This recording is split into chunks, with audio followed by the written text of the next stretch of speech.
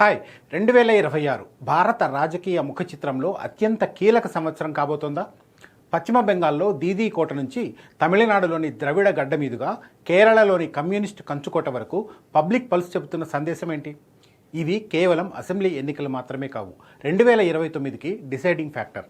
తిరుగులేని విజయం సాధించి ఢిల్లీలో అధికారం సుస్థిరం చేసుకోవాలని బీజేపీ చూస్తుంటే ఈ ఎన్నికల్లో సత్తా చాటి పూర్వ వైభవం పొందాలని ప్రతిపక్షాలు ఆశలు పెట్టుకున్నాయి. యంగ్ అండ్ డైనమిక్ వ్యక్తిని పార్టీ అధ్యక్షుడిగా నియమించి బీజేపీ ఇప్పటికే వ్యూహాత్మకంగా అడుగులు వేస్తోంది.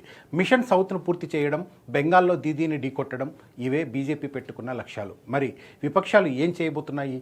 అసెంబ్లీ ఎన్నికల్లో మెరుగైన ఫలితాలు రావాలంటే వాటి పరిస్థితి ఏంటి?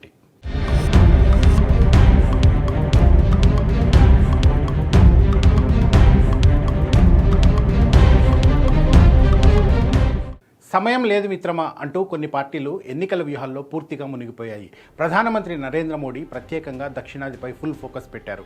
తమిళనాడు, కేరళలో బీజేపీని అధికారంలోకి తీసుకురావడమే ఏకైక లక్ష్యంగా ముందుకెళ్తున్నారు. ఇప్పటికే 2 రాష్ట్రాల్లో ఆయన సుడిగాలి పర్యటనలు, భారీ బహిరంగ సభలు, అభివృద్ధి కార్యక్రమాలతో ఎలక్షన్ హిట్ను పీక్ స్టేజ్కి తీసుకెళ్లారు. 2029 సార్వత్రిక ఎన్నికలకు ఈ అసెంబ్లీ ఎన్నికలను పునాదిరాళ్లుగా చూస్తున్నారు కమలనాథులు. మహారాష్ట్రలో స్థానిక సంస్థల విజయాలతో జోరు మీదున్న బీజేపీ ఇప్పుడు తన పూర్తి శక్తిని దక్షిణాదిపై కేంద్రీకరించింది.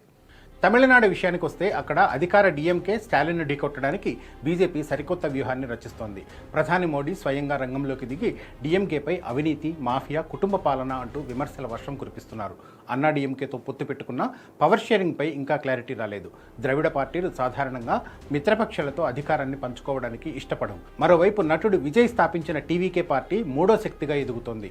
డీఎంకే కూటమి నుంచి కాంగ్రెస్ బయటకు వచ్చి విజయ్తో చేతులు కలిపితే అది హంగ్ అసెంబ్లీకి దారితీసే అవకాశం ఉంది. అప్పుడు కింగ్ మేకర్ అవ్వాలని బీజేపీ భావిస్తోంది. కేరళలో రాజకీయం మరింత ఆసక్తికరంగా మారింది. అధికార లెఫ్ట్ కూటమికి ప్రధాన ప్రత్యర్థి కాంగ్రెస్. కానీ ఇటీవల కాలంలో బీజేపీ అనూహ్యంగా పుంజుకుంది. తిరువనంతపురం మున్సిపల్ కార్పొరేషన్ ఎన్నికల్లో బీజేపీ సాధించిన విజయం 1987లో అహ్మదాబాద్లో ఆ పార్టీ గెలిచిన సందర్భాన్ని గుర్తు చేస్తోందని విశ్లేషకులు అంటున్నారు.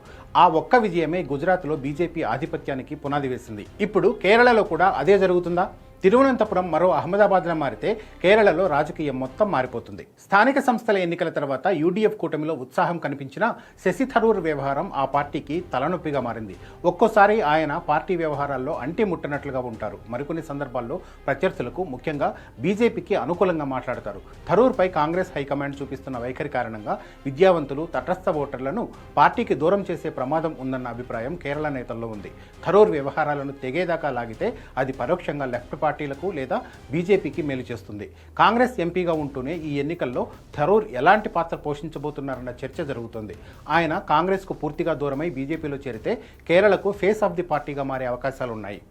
ఇక తూర్పున పశ్చిమ బెంగాల్లో చూస్తే మమతా బెనర్జీ బీజేపీకి అంత సులభంగా దారి ఇచ్చేలా లేరు. తృణమూల్ కాంగ్రెస్ని ఓడించి బెంగాల్లో అధికారం చేపట్టాలని బీజేపీ ఎప్పటి నుండో కలలు కంటోంది. కానీ మమత తనదైన శైలిలో బీజేపీకి చెక్ పెడుతూనే ఉన్నారు. అయితే ఈసారి మాత్రం దీదీకి ఎదురు దెబ్బ తప్పదంటున్నారు కాషాయ నేతలు. 15 ఏళ్లుగా బెంగాల్ను అభివృద్ధికి దూరంగా ఉంచిన టీఎంసీని ఓడించేందుకు ఓటర్లు సిద్ధంగా ఉన్నారని బీజేపీ చెబుతోంది. గత ఎన్నికలకు భిన్నంగా ఈసారి టీఎంసీ వర్సెస్ బీజేపీ ఫైట్ చాలా సీరియస్గా జరగబోతోంది. దీదీకి బెంగాల్ సవారీ ఈసారి అంత ఈజీ కాదన్నది పొలిటికల్ పండిట్స్ చెప్తున్న మాట. మొత్తానికి 2027లో ఉత్తరప్రదేశ్, గుజరాత్లో ఎన్నికలున్నాయి.